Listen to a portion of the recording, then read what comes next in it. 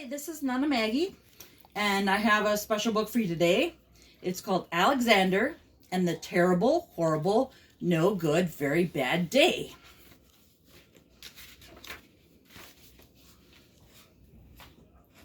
I went to sleep with gum in my mouth, and now there's gum in my hair. And when I got out of bed this morning, I tripped on the skateboard, and by mistake, I dropped my sweater in the sink while the water was running, and I couldn't tell it was going to be a terrible, horrible, no good, very bad day. At breakfast, Anthony found a Corvair Stingray car kit in his breakfast cereal box. Nick found a junior undercover agent code ring in his breakfast cereal box. But in my breakfast cereal box, all I found was breakfast cereal. I think I'll move to Australia.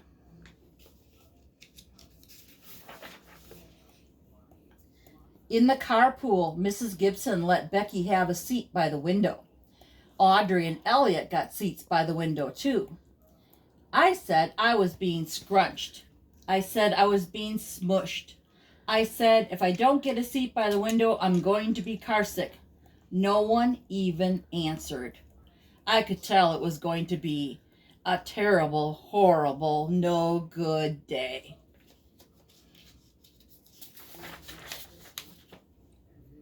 At school, Mrs. Dickinson liked Paul's picture of the sailboat better than my picture of the invisible castle. At singing time, she said I sang too loud. At counting time, she said I left out 16. Who needs 16? I could tell it was going to be a terrible, horrible, no good, very bad day.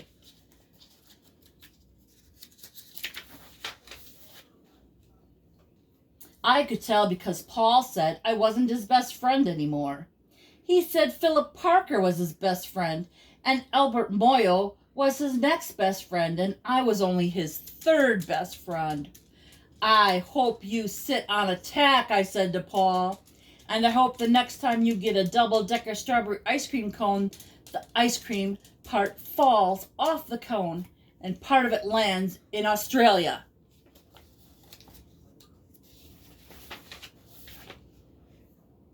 There were 2 cupcakes in Philip Parker's lunch bag, and Albert got a Hershey bar with almonds, and Paul's mother gave him a piece of jelly roll that had a little coconut sprinkles on the top. Guess whose mother forgot to put dessert in? It was a terrible, horrible, no good, very bad day.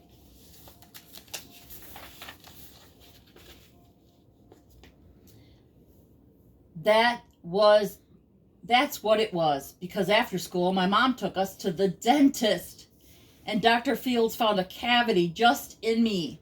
Come back next week and I'll fix it, said Dr. Fields. Next week, I said, I'm going to Australia.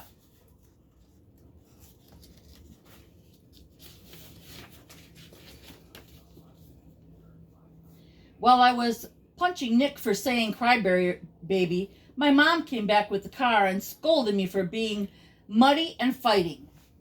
I am having a terrible, horrible, no good, very bad day. I told everybody. No one even answered. So when we went to the shoe store to buy some sneakers, Anthony chose white ones with blue stripes, and Nick chose red ones with white stripes.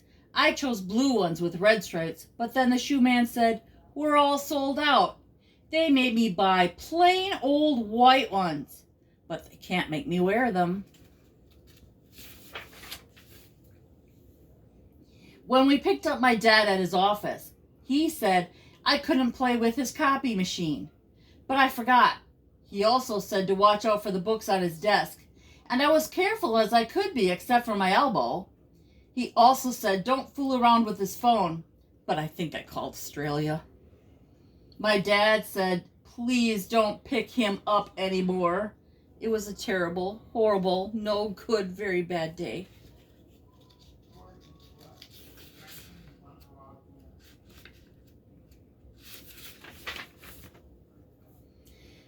There were lima beans for dinner, and I hate lima beans.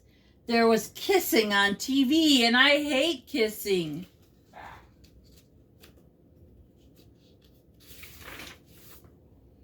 My bath was too hot. I got soap in my eyes.